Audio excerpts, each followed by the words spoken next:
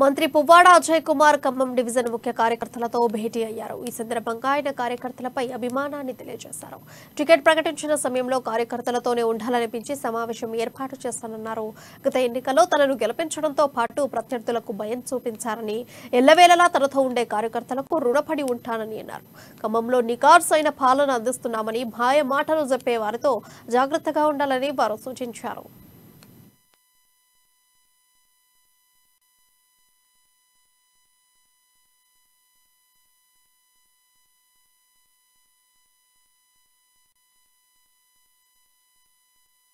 ఇవాళ దానికి నేను గర్వపడతా ఉన్నా. ఇవాళ టిఆర్ఎస్ పార్టీగా ఉద్భవించిన తర్వాత ఇంత గట్టిగా పార్టీ ఉంది కాబట్టి మీరందరూ వక్తలందరూ చెప్పినట్టుగా ఖమ్మం నియోజకవర్గం గట్టిగా ఉంది, ఇక్కడ పోటీ చేయాలంటే కష్టం అని చెప్పి ప్రత్యర్థులు ఆలోచించుకునే పరిస్థితి రావడానికి కారణం నేను కాదు సుమా, అది మీరు అని సందర్భంగా తెలియజేస్తాను. ఆ పార్టీని అట్లా ఉంచినందుకు, ఆ పార్టీని అట్లా ముందుకు తీసుకుపోయినందుకు మీ అందరికి కూడా నేను శిరస్సు వంచి నమస్కారాలు, ధన్యవాదాలు తెలియజేస్తా ఉన్నా. ఇవాళ అజయ్ కుమార్ అంటూ ఒకడు ఉన్నాడు అంటే గతంలో కేవలం పువ్వాడ నాగేశ్వర గారు కొడుకుగా తెలుసు.